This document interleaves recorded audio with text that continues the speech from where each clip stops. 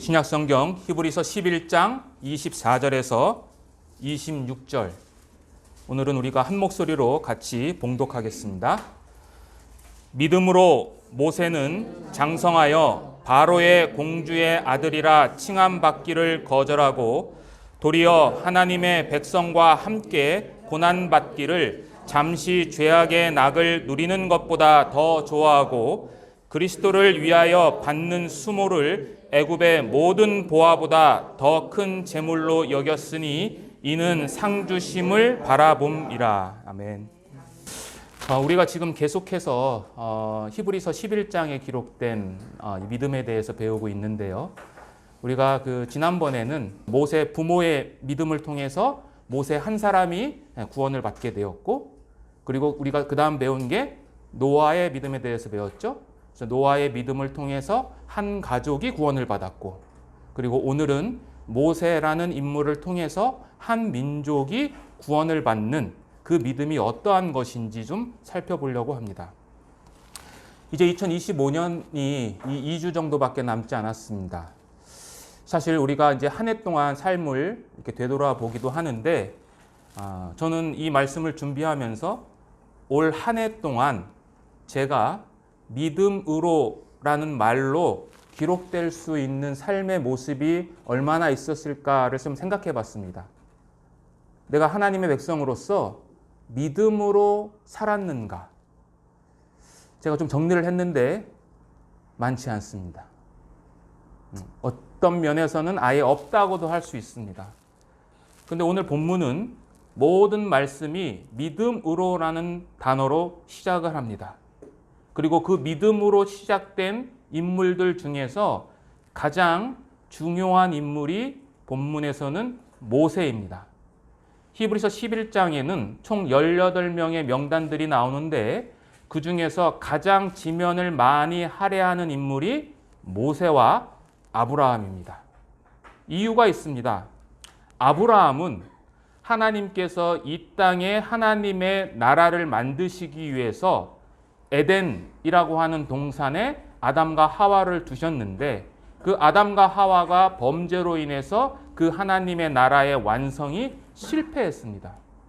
그래서 그 하나님께서는 그 하나님의 나라를 회복해야 하는 최초의 구체적인 행보로서 땅과 민족에 대한 약속을 아브라함에게 했습니다. 그러니까 아브라함은 하나님으로부터 약속을 받은 자입니다. 그래서 많은 지면을 할애한 거고, 모세는 그 아브라함에게 주신 땅과 민족의 약속을 성취시킨 자입니다. 그래서 모세에게 많은 지면이 할애된 겁니다. 다시 말씀드리면 아브라함과 모세는 구약 성경에서 하나님께서 당신의 백성을 구원하는, 구속하는 역사 가운데에서 가장 중요한 전환점을 마련한 두 인물입니다. 그래서 제가 지난번에도 한번 말씀을 드렸지만 모세는 성경에서 특별한 호칭으로 불립니다. 모세는 하나님의 사람으로 불리기도 하고 여호와의 종이라고도 불리며 또 하나님과 대면한 자라고 불려집니다. 저는 이 세 개의 호칭 중에서 여러분들과 함께 이 대면했다라는 말을 조금 더 깊게 살펴보기를 원합니다. 출애굽기 33장 11절 가시겠습니다.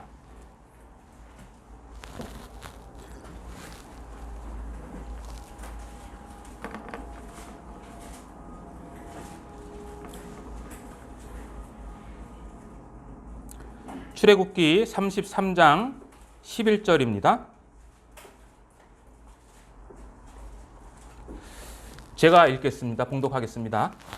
사람이 자기의 친구와 이야기함 같이 여호와께서는 모세와 대면하여 말씀하시며 모세는 진으로 돌아오나 눈의 아들 젊은 수종자 여호수아는 회막을 떠나지 아니하니라.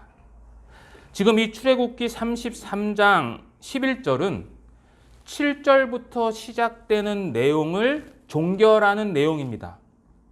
그런데 이 출애굽기 33장은 독립된 장이 아니고 출애굽기 32장에 이스라엘 백성들이 모세가 하나님 앞에 올라가서 율법을 받을 때에 그 밑에서 아론과 모든 백성들이 금송아지를 숭배하고 있었던 그 사건의 연장선에서 지금 출애굽기 33장이 이어지고 있습니다. 그리고 이 출애굽기 33장 7절부터 11절, 즉 모세가 하나님과 대면했다라고 하는 이 구절은 굳이 이 33장에 없어도 되는 내용입니다. 그냥 이어지거든요. 한번 쭉 읽어보시면. 그렇다면 하나님께서 모세를 통해서 이 구절을 넣으신 이유가 있습니다. 그게 뭐냐면 출애굽기 32장은 이스라엘 백성들이 금송아지 숭배함으로 인해서 언약을 깨뜨렸고, 언약을 깨뜨렸다는 것은 결국 스스로 하나님으로부터 분리됐다라는 것을 의미하는데, 반면에 모세는 하나님과 분리되지 않고 오히려 하나님과 대면한 자, 즉 하나님의 얼굴을 바로 앞에서 볼 수 있었던 자라는 것을 강조하는 겁니다. 그래서 모세가 여기 하나님과 대면했다라는 내용이 나오는 거예요. 그리고 그 대면하는 장소를 이 출애굽기 33장에서는 회막이라고 칭합니다. 회막은 만남의 장막이에요. 만남의 장막. 이 회막은 아직 출애굽기 33장은 성막이 완성되기 전이기 때문에 우리가 알고 있는 성막을 가리키는 것이 아닙니다. 별도의 하나님을 만나는 장소예요. 다른 말로 하면 하나님을 만나는 일시적인 대용물이에요. 성막을 대용하는 대용물이었던 거죠. 성막과 다른 점들이 있습니다. 성막은 이스라엘 진영 가운데 있었습니다. 그렇죠? 근데 회막은 지금 어디에 있냐면 7절에 한번 보세요. 7절, 33장 7절에 뭐라고 되어 있습니까? 모세가 항상 장막을 취하여 진 밖에 쳤다라고 그러죠. 예, 회막은 진 밖에 있습니다. 그리고 성막은 이스라엘의 12지파 중에서 레위 지파가 관리를 합니다. 그런데 지금 이 회막에는 레위 지파가 없고 누가 있냐? 여호수아만 홀로 있었습니다. 그리고 성막은 가장 핵심적인 장소인 지성소, 그리고 그 지성소 중에서도 가장 거룩한 성물인 언약궤가 있는데 이 회막에는 언약궤에 대한 언급이 없습니다. 그리고 성막에서는 제사를 행했는데 회막에서는 제사를 행했다라는 내용들이 없습니다. 마지막으로 성막은 그 언약궤가 하나님의 발등상이고 하나님의 거룩한 보좌이기 때문에 성막에는 하나님께서 항상 임재하십니다. 그런데 회막에는 필요할 때만 하나님께서 임재하십니다.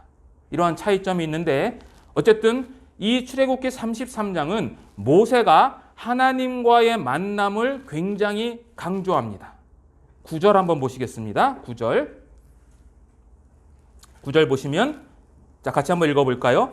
모세가 회막에 들어갈 때에 구름 기둥이 내려 회막문에 서며 여호와께서 모세와 말씀하시니. 예, 모세가 회막에 들어가면 구름 기둥이 내려 하나님께서 임재하셔서 모세와 말씀하셨다라고 되어 있습니다. 여러분들 십계명 받을 때 모세가 어디를 올라갔죠? 신의 산으로 올라갔습니다. 그래서 출애굽기 19장에 보면 모세가 신의 산에 올라갔을 때에 하나님께서 임재하셨다라는 표현을 합니다. 마치 지금 회막에서도 모세가 회막에 나아갈 때 하나님 구름 기둥이 내려오십니다. 그러니까 지금 이 출애굽기 33장 7절부터 11절까지는 모세와 대면하는 하나님에 대해서 굉장히 강조하고 있습니다. 그럼 이게 우리에게 어떠한 교훈이냐? 지금 모세에 대해서 이야기를 하고 있지 않습니까? 모세는 하나님과 대면한 자입니다. 하나님과 대면하고 말씀을 나눴던 자입니다. 우리 모두가 하나님의 거룩한 심판대 앞에 섰을 때에 들을 수 있는 가장 두려운 말이 뭐냐면 여러분들이 잘 알고 있는 내가 너를 도무지 알지 못하니 불법을 행하는 자들아 내 곁에서 떠나가라 라는 말입니다.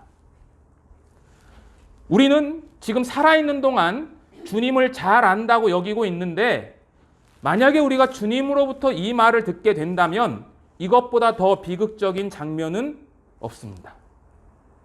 그런데 모세는 놀랍게도 그 하나님과 대면한 자라고 말씀하고 있습니다.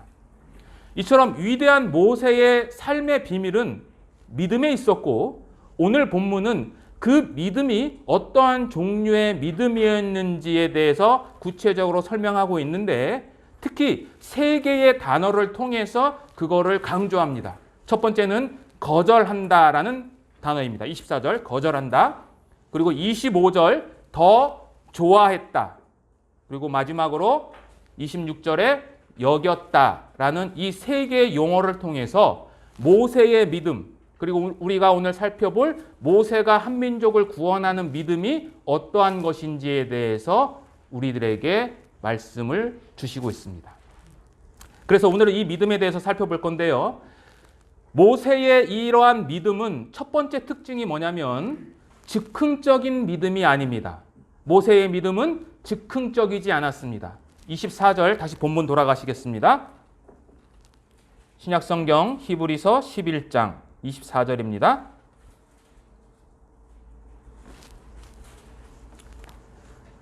믿음으로 모세는 장성하여 바로의 공주의 아들이라 칭함받기를 거절하고, 여기 보시면 모세가 바로의 공주의 아들이라고 불리는 것을 거절했는데, 그 거절했던 그 배경, 시기적인 배경이 언제냐? 장성했을 때라고 이야기하죠. 장성했을 때. 모세가 장성했을 때 그것을 결정한 것입니다. 다시 말씀드려서 이 모세의 거절은 그냥 순간적인 감정의 물결에 휩쓸려서 즉흥적으로 이루어진 것이 아니라 모세가 장성한 이후에 결정을 한 겁니다. 그럼 여기서 장성하다라는 의미가 무엇일까? 여기서 장성하다라는 이 의미는 크게 되었다라는 뜻이에요. 크게 되었다. 이와 동일한 단어가 창세기와 열왕기 하에 기록되어 있는데 어떠한 뜻으로 사용이 되냐면, 장성했다, 크게 자랐다라는 의미는 한 개인이 인격적으로, 육체적으로 자라나서 자신의 삶의 방식과 관심을 독립적으로 결정할 수 있을 때를 묘사하는 단어예요. 그리고 아버지의 가업에 참여할 수 있고, 나아가서 성숙한 지혜와 지적 능력을 통해서 다른 사람들에게 조언할 수 있을 때에 이 표현을 씁니다. 그래서 모세가 장성했다라는 것은 두 가지의 의미가 있는 거예요. 첫째는 지적인 면에서 장성했다라는 겁니다. 사도행전 7장 22절에는 스데반 집사께서 모세는 애굽 사람의 모든 지혜를 배워 그의 말과 하는 일이 능했다라고 묘사합니다. 애굽의 모든 학문을 배운 엘리트였습니다. 필론이라고 하는 유대교 주석가는 모세는 애굽 시대에 기하학, 수학, 시, 음악, 철학, 점성술 등을 포함해 모든 종류의 학문에 능했다라고 말하고 있습니다. 그리고 우리가 잘 알고 있는 요세푸스라는 역사가도 모세를 어떻게 묘사했냐면, 모세는 지혜와 신장과 용모에 있어서 군계 일학과 같은 인물이다라고 이야기를 했어요. 그러니까 모세가 장성했다는 것은 우리 보통 사람의 수준을 뛰어넘는 엄청난 지적인 능력을 가진 엘리트였다라는 것을 성경은 이야기하고 있습니다. 그래서 스데반 집사가 말에 능했다라는 거예요. 단순히 말을 잘했다는 게 아니라 그만큼 지식적인 뛰어남이 있었다라는 것을 이야기합니다. 지적인 면뿐만이 아니라 모세는 육체적인 면에 있어서도 크게 자란 사람입니다. 스데반 집사가 말과 일에 능했다라고 했는데, 그 일, 개역 한글에는 행사라고 표현이 되어 있는데, 그 행사, 일이라는 의미는 일을 잘했다라는 것이 아니라 말은 정치적 또는 지적인 능력을 의미하는 거고, 이 일, 행사는 군사적인 의미를 담고 있습니다. 그래서 요세푸스는 모세를 에디오피아와의 전쟁에서 나아가서 그들을 격퇴시킨 아주 훌륭한 장군으로 묘사합니다. 모세가 이렇게 뛰어난 지략가고 육체적인 어떠한 그 건장함을 갖고 있었다라는 것을 우리는 출애굽기를 통해서도 알 수 있습니다. 출애굽기 2장에서 모세가 하루는 나아가서 애굽 관리인이 자기 동족을 치는 것을 보고 어떻게 했어요? 그를 쳐 죽였습니다. 즉 애굽 사람을 쳐서 죽였다라는 것은 강한 체력과 군사의 훈련을 한 몸에 받은 인물이라는 것을 우리가 알 수 있어요. 요즘 우리가 뉴스에서 종종 듣는 블랙이었을 수도 있습니다. 예. 어쨌든 모세는 지적으로도 육체적으로도 아주 왕성한 탁월한 자였습니다. 따라서 모세의 그 결정은 그가 지적인 면에서 육체적인 면에서 탁월한 위치에 있을 때에 심사숙고해서 내린 결정이기 때문에 이것은 순간의 감정이나 격동에 의한 것이 아니라는 겁니다. 이 내용은 출애굽기 2장에도 사실 잘 나타나 있어요. 출애굽기 2장 한번 보시겠습니다. 출애굽기 2장. 히브리서 11장은 줄을 넣어 두시고요. 출애굽기 2장 11절 한번 보시겠습니다. 11절, 12절.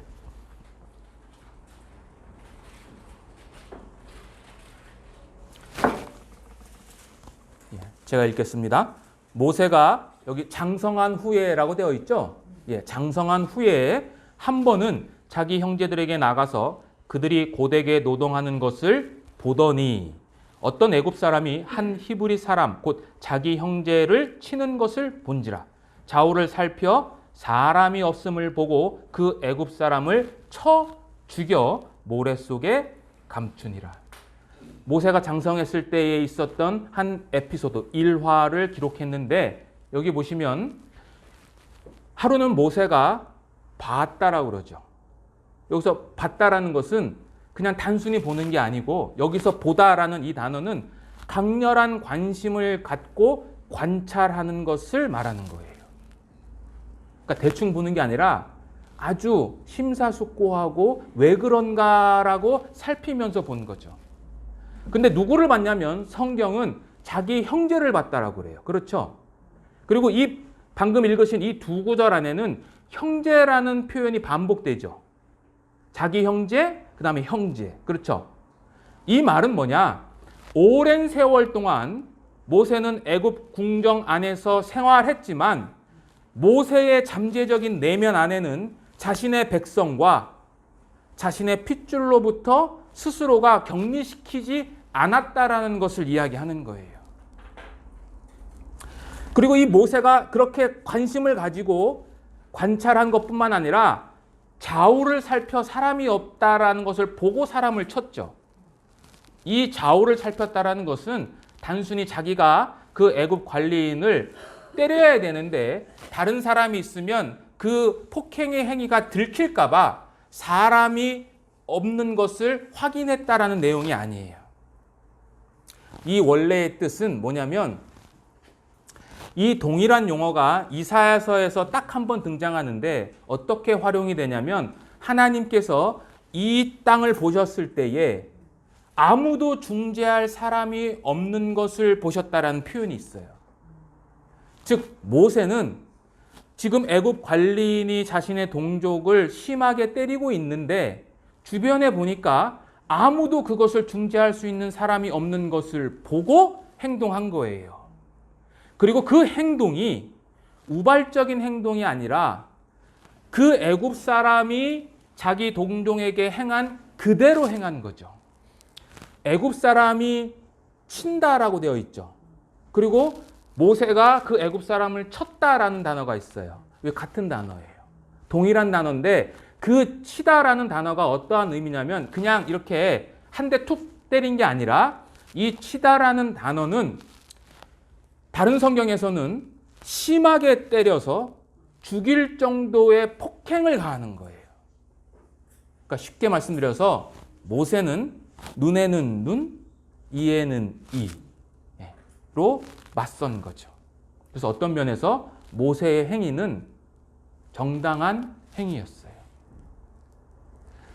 아무튼 이 모세의 믿음은 즉흥적인 것이 아니었고 오랜 세월 동안 자신의 동족에 대한 사랑과 관심을 갖고 지켜본 결과였어요. 우리가 한 사람을 전도할 때도 이러한 마음이 있어야 됩니다. 잃어버린 영혼을 향한 성도의 관심은 즉흥적인 것이 되어서는 안 됩니다. 이제 한 달 후면 우리 교회에서 십자가 사경회를 합니다. 1년에 2차례를 하죠. 십자가 사경회가 하나님의 말씀을 선포하는 자리이므로 굉장히 소중하고 또 하나님 편에 볼 때는 굉장히 은혜의 장소이고 그러한 은혜의 장입니다. 근데 우리는 그 십자가 사경회라는 것으로 인해서 자칫 잘못하면 우리가 한 영혼을 사랑하는 그 마음이 그때를 앞에 두고서만 우리 마음속에 차고 올라올 때가 있다는 거죠. 근데 그렇게 해서는 하나님의 마음을 올바르게 전달할 수 없습니다. 잃어버린 영혼을 향한 성도의 관심은 지속적이고 깊은 연민이 있어야 됩니다. 그러한 마음이 있어야 하나님 나라가 확장합니다. 그렇게 하기 위해서는 뭐가 필요하냐면 느껴야 됩니다. 뭘 느끼냐면 그 영혼의 불쌍함을 느껴야 돼요. 모세는 뭘 느꼈을까요? 모세는 자기 백성이 지금 고통 중에 있는 것을 바라봤죠. 무엇을 느꼈을까? 저 생각해 봤습니다. 모세는 아마도 자기가 지금 누리고 있는 그 위치, 즉 자신과는 다른 위치에서 그 자신의 동족들이 생활하고 있다는 것을 느낀 것입니다. 자기는 왕족이고 상속자입니다. 후계자예요. 근데 자기 동족은 노예예요. 그것을 온 마음으로 느꼈습니다.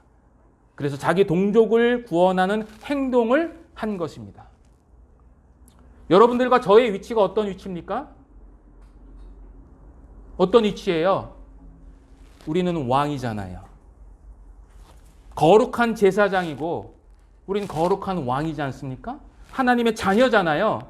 세상 사람들은요. 노예입니다. 죄의 노예, 사단의 노예.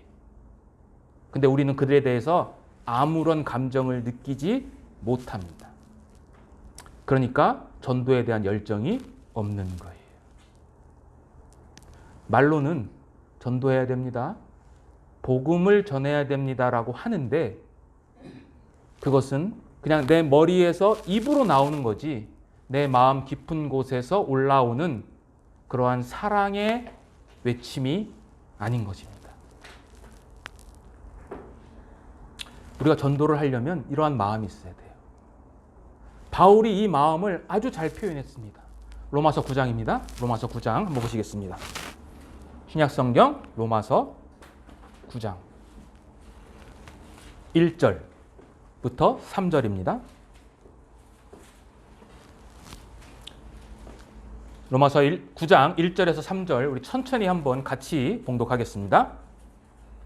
내가 그리스도 안에서 참말을 하고 거짓말을 아니하노라. 나에게 큰 근심이 있는 것과 마음에 그치지 않는 고통이 있는 것을 내 양심이 성령 안에서 나와 더불어 증언하노니 나의 형제 곧 본육의 친척을 위하여 내 자신이 저주를 받아 그리스도에게서 끊어질지라도 원하는 바로라. 예. 사도 바울이 자신의 동족들을 향해서 자신의 친척들을 향해서 구원받기를 전도하고자 하는 마음을 아주 잘 묘사했습니다.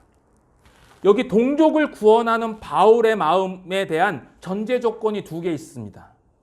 그러한 마음을 갖기 위한 전제 조건이 있는데 첫 번째는 뭐냐면 1절에 있습니다. 내가 그리스도 안에서 라는 말이 있고 3절 끝절에 뭐라고 되어 있냐면 내가 그리스도에게서 끊어질지라도 라는 표현이 있죠. 이 말은 뭐냐면 사도 바울 스스로가 나는 구원받은 자라는 확신이 있는 거예요. 내가 다른 사람을 전도하기 위해서 전제 조건이 뭐냐? 내가 하나님 앞에 거듭난 사실이 있는지를 확신해야 복음을 전할 수 있습니다. 내가 복음을 알고 있는지, 내가 정말 하나님 앞에 하나님의 백성으로서 올바로 설 수 있는지를 모른다면 어떻게 우리가 복음을 전할 수 있어요? 복음을 전하기 전에 가장 중요한 거 뭐냐? 전제 조건. 여러분들 스스로가 하나님 앞에 내가 거듭난 자인지, 중생한 자인지 그거를 명확히 하셔야 됩니다. 바울은 이렇게 이야기하고 있는 겁니다. 나는 이 말을 하면서 내가 그리스도 안에 있음을 인식하고 있을 것뿐만 아니라 그리스도 안에서 내가 너희들한테 말하는 거다라고 이야기하는 거예요. 이것보다 더 중요한 것은 없습니다. 그리고 바울은 이것을 확신했습니다.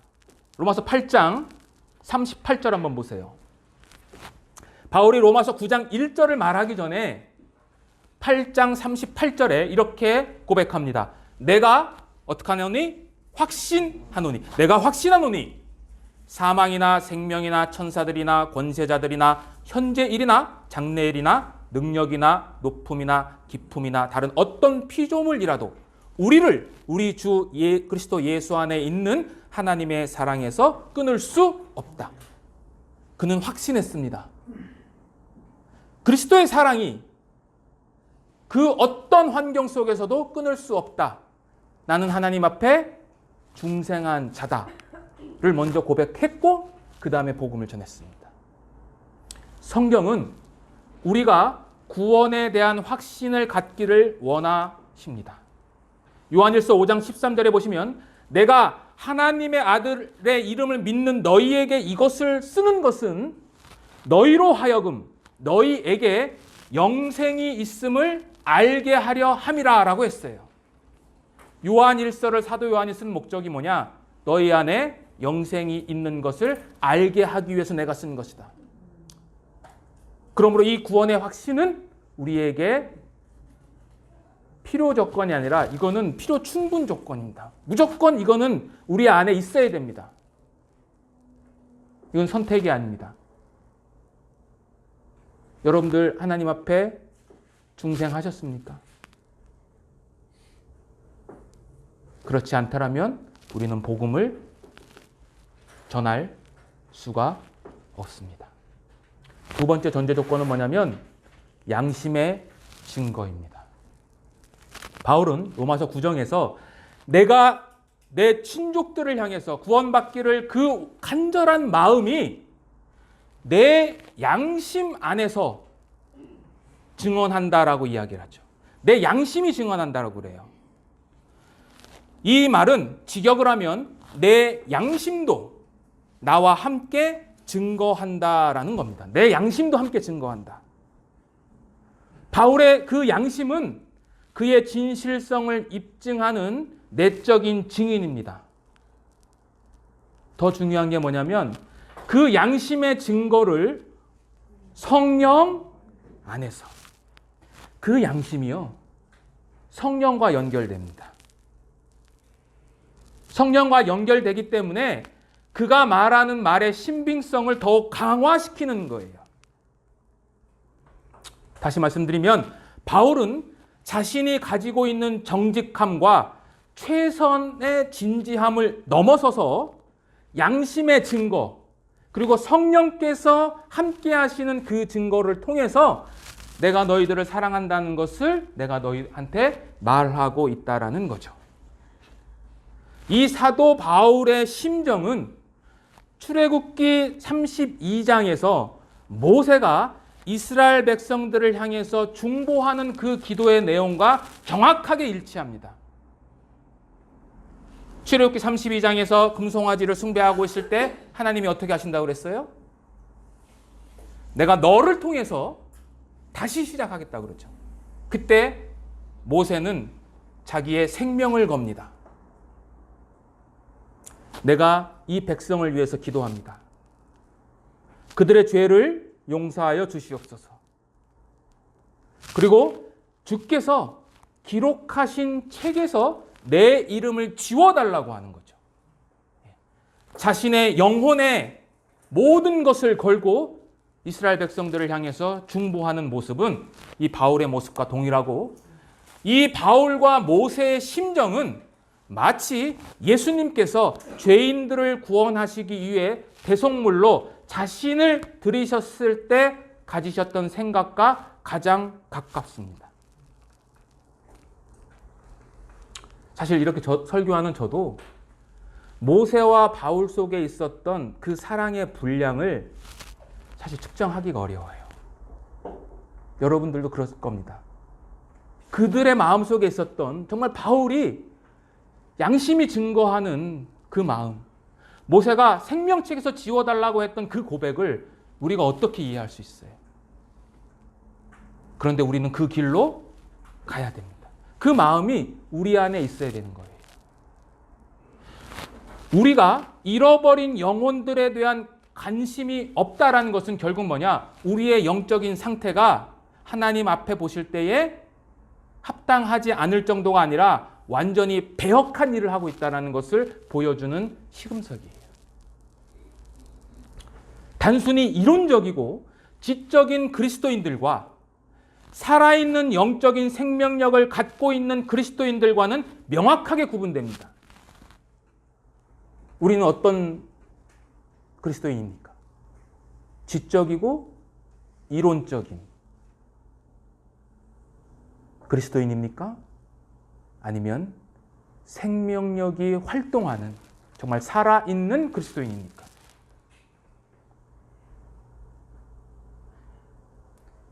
후자라면 그 살아있다라는 것을, 그 영혼에 대한 고통이 있다라는 것을 여러분들 양심으로 증거할 수 있습니까? 나아가 그 증언이 하나님 앞과 산자와 죽은 자를 심판하실 그리스도 예수 앞에서 증거할 수 있습니까? 만일 그렇지 않다면 우리는 살았다 하나 죽은 자입니다. 우린 죽은 자예요. 우리가 여기 왜 모입니까?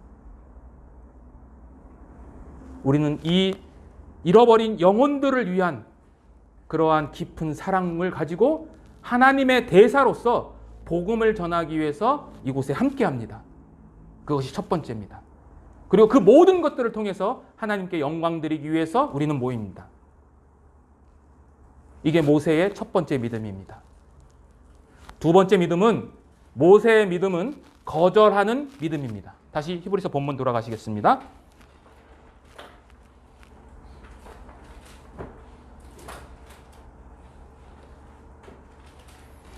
24절 제가 다시 한번 읽겠습니다. 믿음으로 모세는 장성하여 바로의 공주의 아들이라 칭함받기를 거절하고, 거절한 믿음입니다. 모세의 두 번째 믿음입니다. 모세가 바로의 공주의 아들로 불리는 것을 거절하는 것은 결코 쉬운 결정이 아니에요. 그 이유는 바로의 공주의 아들이기 때문입니다. 이 표현이, 바로의 공주의 아들이라는 이 표현 안에 어떤 것이 담겨져 있냐면, 지금 모세가 하나님의 백성을 향해서 행동할 때가 몇 살 때죠?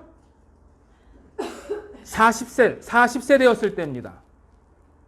즉 모세는 40년 동안 누린 애굽의 모든 명예, 애굽의 풍요한 재물, 그리고 통치자로서의 권리를 거절한 거예요.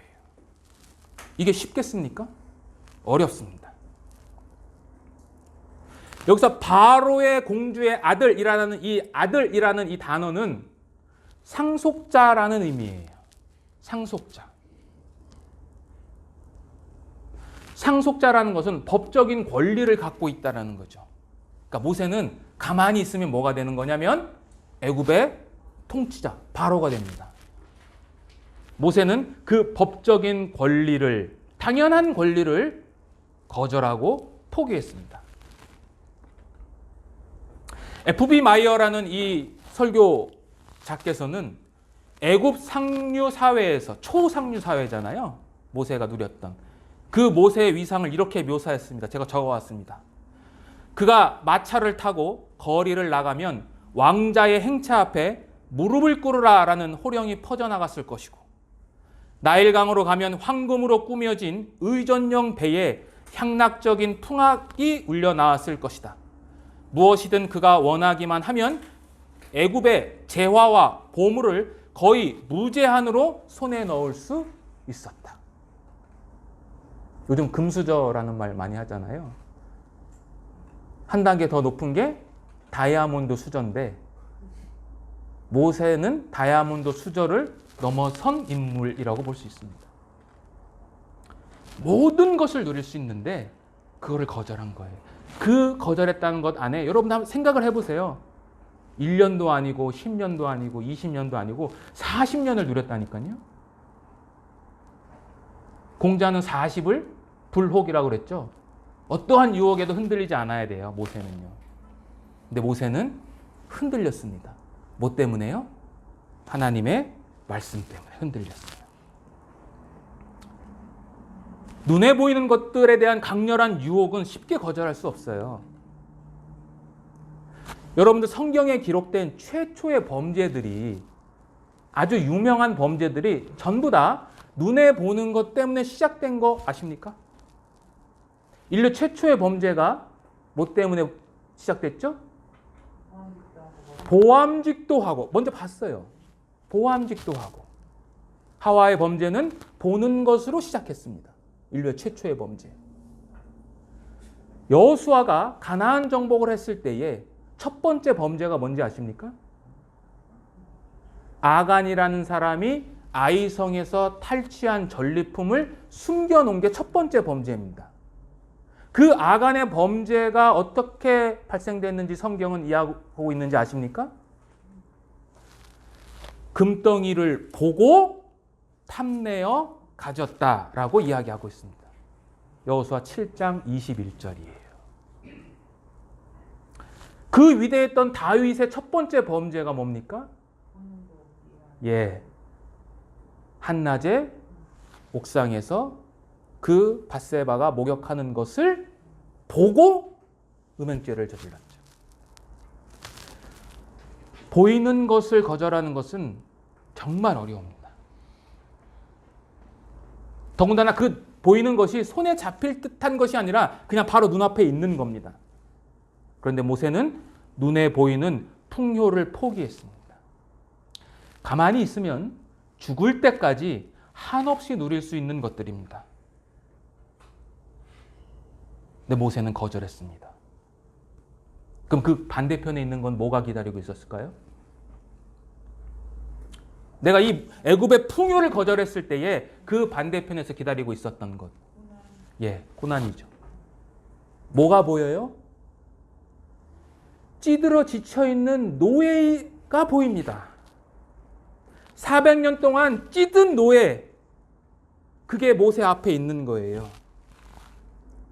모세는 그 노예 생활에 가담한 겁니다. 이게 쉬운 일이 결코 아니죠.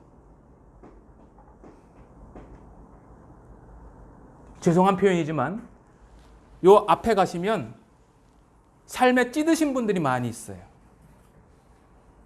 여러분들이 갖고 있는 모든 풍요를 다 내려놓고 그들을 위해서 살 수 있어요? 불가능합니다. 불가능. 일주일에 한 번, 한 달에 한 번 할 수 있죠.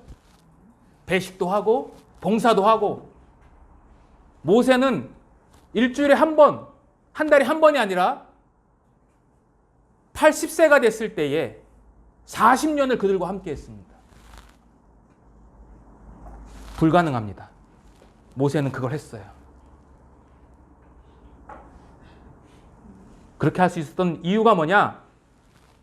그들에게는 지금 보이지 않지만 그 뒤에 있는 것을 본 거죠.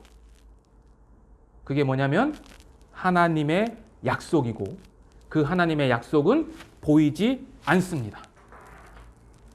우리도 마찬가지입니다. 우리도 복음을 전할 수 있는 이유가 뭐냐? 보이지 않는 하나님의 약속이 있기 때문입니다. 여기에 앉아 계신 그 누구도 하나님을 직접 보거나 천국을 갔다 온 사람이 아무도 없습니다. 우리는 보이지 않는 이 하나님의 약속, 성경을 믿고 복음을 전하고 그 복음을 위해서 희생할 수 있어야 하는데 그렇지 않다라는 거죠. 모세가 거절했다라는 것은 이런 의미가 담겨 있습니다. 나아가서 모세는 그러한 풍요한 눈에 보이는 물질적인 것만 거절한 게 아니고 모세는 또 무엇을 거절해야 했냐면 인간적인 사랑을 거절해야 됩니다. 모세의 거절은 40년간 자신을 길러준 어머니를 포기해야 한다는 것을 내포합니다. 우리 속담에 그런 말 있잖아요. 낳은 정보다 기른 정이 더 크다. 물론 공주니까 자기가 직접 기저귀를 갈거나 그렇게 안 할 수는 있죠. 그렇지만 40년입니다.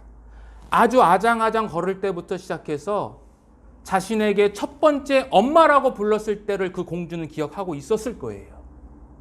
여러분들 다 그런 기억 있으시잖아요. 어머니들, 그죠? 그 아이가 나에게 엄마라고 했을 때, 아빠라고 했을 때, 첫 걸음을 떼었을 때에 그 모습이 아른아른 거리잖아요. 그리고 40년 동안 키웠습니다. 그거를 거절해야 돼요. 모세는요. 공주의 입장에서는 모세의 거절은 뭐냐면 배은망덕한 일이죠. 죽음에 처한 갓난아이였던 모세의 생명을 구해줬고 자신의 집으로 데려와서 아들로 키웠고 애굽의 모든 지혜로 그를 교육시켰어요. 그런데 자신을 거절하는 거죠. 검은 머리 짐승은 거두지 않아야 되는데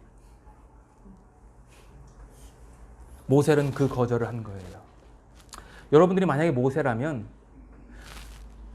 명예와 재물과 권세를 거절하는 것보다 그 어머니를 거절하는 것이 더 어려웠겠죠. 그 공주의 간청도 있지 않았을까요? 그 간청을 뿌리쳐야 됩니다. 그리고 떠났습니다. 어머니의 가슴에 비수를 꽂고 떠났습니다. 모세의 심정이 어땠을까? 모세가 어머니인 공주를 사랑하는 것은 당연한 거고 고귀한 일이죠. 그러나 성도는, 하나님의 백성은 세상에 대해 은혜를 갚는 일이 하나님을 사랑하는 것보다 우선시 되어서는 안 된다라고 하는 것을 성경에서는 명백히 이야기하고 있죠. 10계명을 2개로 요약하면 첫 번째는 하나님 사랑, 그리고 이웃 사랑입니다. 먼저는 하나님의 사랑입니다. 무슨 일이든 간에 하나님을 사랑하는 데에 걸림돌이 있다면 그것은 명백히 거절해야 됩니다. 거절하지 못하면 그게 우상입니다. 그래서 예수님은 무릇 내게 오는 자는 어떻게 하라고 그래요? 자기의 부모와 처자와 형제와 자매와 더욱이 자기 목숨까지 버리지 않으면 내 제자가 될 수 없다라고 명확히 말씀하신 겁니다. 모세의 거절은 쉬운 게 아닙니다. 이외에도 어떤 거절이 있었을까? 여러분, 거절했다라는 건 뭐예요? 내가 거절했어 라고 하는 것은 뭔가 요청이 있었다는 거죠. 앞에서 말씀드린 거는 심리적인 아마 요청이었을 거죠. 모세 자신에게. 그렇죠. 재물, 명예, 권세, 어머니를 배신하는 것. 근데 유형의 요청도 아마 있었을 거라고 저는 생각해 봤습니다. 궁중에 모세의 동료들이나 친구들이 저는 있었을 것이라고 보는 거죠. 또 신하들도 있었을 거고 참모도 있었을 거고 그들이 뭐라고 했을 것 같습니까? 그러지 말고 그냥 애굽에 남아서 지금 종살이하는 동독들을 네가 대변하고 그들을 도울 수도 있지 않느냐라고 했을 수도 있어요. 사실 모세는 히브리인에 가깝지 않고 외형으로는요, 애굽인과 가까웠습니다. 그걸 어떻게 하느냐? 모세가 이게 애굽을 떠나서 도망쳤을 때에 자신의 앞으로 부인이 될 그 이도로의 딸들이 보고 아버지한테 이야기할 때 뭐라고 그러냐면 우리가 애굽 사람을 보았습니다라고 하거든요. 모세의 용모는 완전히 애굽 사람이에요. 모세 자신 또한 지위를 버리는 것은 혹시 이 지위는 어떤 면에서 하나님께서 나에게 허락하신 지위잖아요. 그렇죠. 내가 나일강에서 이렇게 발견돼서 공주의 아들로 된 게 이건 하나님의 섭리가 아니면 불가능해 라고 할 수도 있어요. 내가 이것을 거절하는 것은 혹시 하나님의 섭리를 거스르는 것이 아닌가. 또 애굽을 개혁하는 것이 내가 떠나지 않고 남아서 개혁하는 것이 더 현명하고 합리적인 방법이라고 여겼을 수도 있고, 따라서 죽을 때까지 애굽에 머물면서 이스라엘 백성들을 구원할 수 있다는 생각을 했었을 거라고 저는 여깁니다. 과거에 자기 선대에 그런 인물이 있었잖아요. 그게 누구예요? 요셉입니다. 요셉은 애굽을 떠나지 않았습니다. 죽을 때까지 총례를 했습니다. 그럼에도 불구하고 자기의 가족을 구원했습니다. 모세도 그렇게 생각할 수 있잖아요. 아, 나는 제2의 요셉이구나. 그러나 모세는 떠났습니다. 왜요? 하나님이 아브라함에게 하신 약속의 말씀을 기억했기 때문이죠. 내가 그 종살이 되었던 땅에서 너희 백성을 이끌고 나오겠다. 요셉의 사명과 모세의 사명은 다릅니다. 우리도 마찬가지죠. 각 사람에게 주어진 사명과 위치가 있습니다. 어떤 사람은 모든 것을 다 주를 위해서 희생하고 가야 할 사람도 있고, 어떤 사람은 모든 것을 주님을 위해서 사용하면서 가는 사람들도 있습니다. 중요한 것은 뭐예요? 그 길이 하나님께서 맡기신 그 사명의 길이냐 하는 것이 가장 중요한 거죠. 하나님에게 있어서 모세는 애굽의 유능한 정치가나 애굽의 학자가 되는 것이 사명이 아니잖아요. 만약에 모세가 애굽에 남았다라면 아마 역사책에는 위대한 인물로 기록되었을 겁니다. 모세는 정말 애굽에 있어서 훌륭한 정치가요, 장군이었다. 그러나 이 성경책에 하나님의 사람 모세라는 지칭으로는 기록될 수 없는 거죠. 그래서 이 모세의 거절은 이러한 의미를 담고 있습니다. 단 한 사람의 거절이에요. 모세 한 사람의 거절은 첫 번째, 자신의 모든 것이 변화되는 거절이에요. 지금 왕자의 위치에서 어떤 위치로? 종의 신분으로 변화되는 거절이에요. 그것뿐만 아니라 이 모세의 거절은 당시 초강대국이었던 애굽의 파멸이 시작되었다라는 거절이에요. 그죠? 그리고 마지막으로 하나님 편에서는 하나님의 백성 이스라엘이 한 국가로서 역사가 시작되는 거절이에요. 이 거절이에요. 어려운 거절이었지만 큰 의미가 담고 있는 거죠. 단 한 번의 거절, 단 한 번의 노가 놀라운 결과를 만들어냈습니다. 우리들에게도 이 거절이 필요합니다. 무엇을 거절할지는 여러분들이 더 자세히 잘 아실 겁니다. 우리가 하나님을 섬기는 데 있어서 방해되는 모든 것들은 거절되어야 합니다.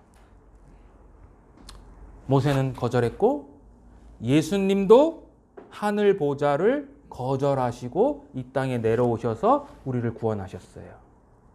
그럼 우리도 누군가를 구원하기 위해서는 여러분들이 거절하셔야 됩니다.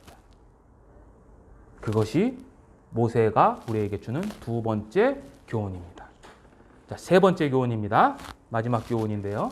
세 번째 교훈은 25절 보겠습니다. 히브리서 11장. 25절. 도리어 하나님의 백성과 함께 고난받기를 잠시 죄악의 낙을 누리는 것보다 더 좋아하고.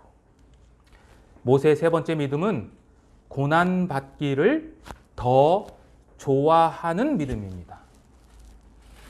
다른 말로 해서 26절에 있는 그리스도를 위해 사는 믿음입니다.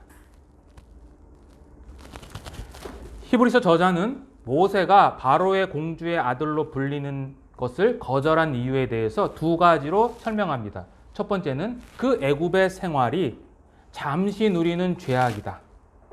그것을 모세가 보았다라고 이야기를 하고 있습니다. 잠시 죄악의 낙을 누리는 것보다 더 좋아했기 때문에 모세는 거절했다는 거죠. 두 번째는 그 거절은 모세 자신 홀로 거절이 아니라 하나님의 백성과 함께 고난받기를 더 즐거워했기 때문입니다. 이 두 가지예요. 자, 첫 번째 죄악의 즐거움입니다. 자, 모세는 애굽에서 40년을 살았어요. 모세가 살았던 이 40년의 생활 전체가 죄악된 삶입니까? 그렇지 않습니다. 왜냐하면 성경은 모세가 그 애굽에서 높은 지혜와 능력을 갖추었고 그 능력은 나중에 모세오경을 기록하는 데 사용됩니다. 더군다나 애굽 궁정에 있을 때에 그는 자기 동족을 긍휼히 여기는 마음을 가졌습니다. 이런 것들은 죄악된 삶이 아니에요. 그렇다면 애굽 궁정에서 있었던 그 죄악된 삶이라는 의미가 뭐냐? 이건 모세의 개인적인 타락에 초점을 맞춘 것이 아니라 애굽 궁중에 살면서 지금 핍박받고 고통받는, 고난당하는 자기 동족을 도외시한 삶, 그게 죄악된 삶이라는 거예요. 다시 말씀드려서 하나님의 사람으로서 하나님의 뜻을 저버린 삶 자체가 죄악된 삶이라는 겁니다. 여러분들이 간음죄, 살인죄, 그러한 죄를 짓지 않더라도 하나님께서 우리에게 맡기신 그 사명을 도외시하면 그게 죄악된 삶입니다. 고난에 또 즐거움이 있다고 그랬습니다. 고난의 즐거움. 죄악의 낙이라고 그러죠. 자, 죄악의 즐거움과 고난의 즐거움을 지금 대비시켜서 히브리서 저자는 우리에게 말씀하고 있습니다. 죄는 즐거워요. 죄의 낙이라고 그러잖아요. 그렇죠? 죄악의 낙을 누리는 것이라고 얘기를 하기 때문입니다. 우리는 본성적으로 타락했어요. 우리가 중생했지만 여전히 죄의 본성이 우리 안에 남아있기 때문에 본성을 따라서 사는 것은 지극히 자연스러워요. 그리고 그 죄는 우리에게 즐거움을 줍니다. 고난을 즐거워하는 것, 하나님의 백성과 함께 고난받기를 더 좋아했다는 것은 죄악의 낙을 누리는 것과 본성적으로 역행합니다. 그런데 성경은 모세가 그 고난을 더 좋아했다라고 이야기를 하는 거죠. 여기서 더 좋아했다라는 것은 단순히 그게 좋아 이게 아니라 선택했다라는 뜻이에요. 선택했어요. 그 고난의 길을 선택했어요. 하나님의 사람으로서 고난의 길을 가는 것은 당연하다고 여러분들 생각하시죠? 왜요? 성경이 그렇게 이야기하니까. 그리스도인으로서 살아가는 삶이 고난이라고 이야기를 합니다. 그리고 그 고난이 모세처럼 하나님의 백성을 위해서 삶으로 인해서 나타나는 고난도 있어요. 근데 여기 성경을 자세히 보시면 25절에 하나님의 백성과 함께 고난받는다고 그랬죠. 그죠? 함께 고난받는다고 그랬잖아요. 근데 여러분들 모세의 이 40년 생활이 어땠는지 한마디로 요약하면 백성들 때문에 고난을 받았습니다. 그렇죠? 얼마나 모세를 향해서 원망하고 불평하고 합니까? 그러니까 모세는 백성과 함께 고난을 받는 것이 아니라 백성으로 인해 많은 고난을 받아요. 어쨌든 이러한 고난이 모세에게 있었습니다. 그럼에도 불구하고 모세는 고난을 선택했고 좋아했습니다. 왜요? 그 고난이 26절 한번 보시겠습니다. 26, 그 고난이 전부 무슨 고난이냐? 누구를 위한 고난? 그리스도를 위하여 받는 수모라고 했어요. 내가 이 모든 죄악의 삶을 거절하고 하나님 백성과 함께 고난을 하는 것 자체를 내가 왜 선택했느냐? 이것이 그리스도를 위하는 삶이기 때문이다라고 이야기를 한 거죠. 모세는 그리스도를 위해서 고난을 기꺼이 감수했습니다. 우리도 그리스도를 위해서 고난을 감수합니다. 그리스도를 위한 삶이 분명하다면 우리는 고난을 즐거워할 수 있습니다. 아니, 해야 됩니다.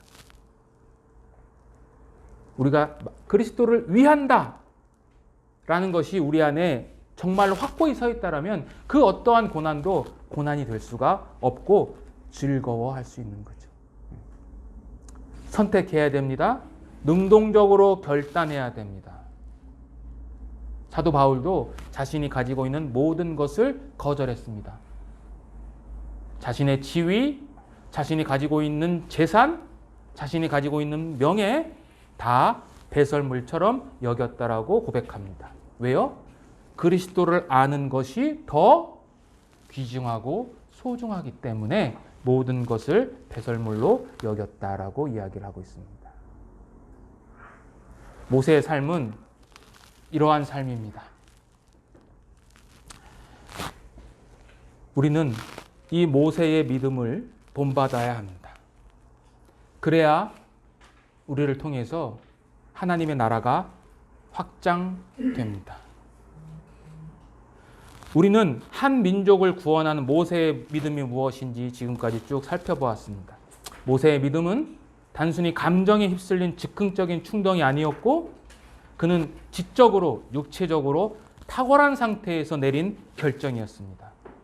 다시 말씀드려서 지적인 검토를 거친 의식적인 결단, 거절이었습니다. 그 거절에서 모세의 믿음의 능력이 빛났습니다. 바로의 공주의 아들이라 칭함을 거절했습니다. 애굽의 명예를 거절했습니다. 애굽의 재물을 거절했습니다. 자신 앞에 놓여있는 휘황찬란한 꽃길 같은 그 길을 거절했습니다.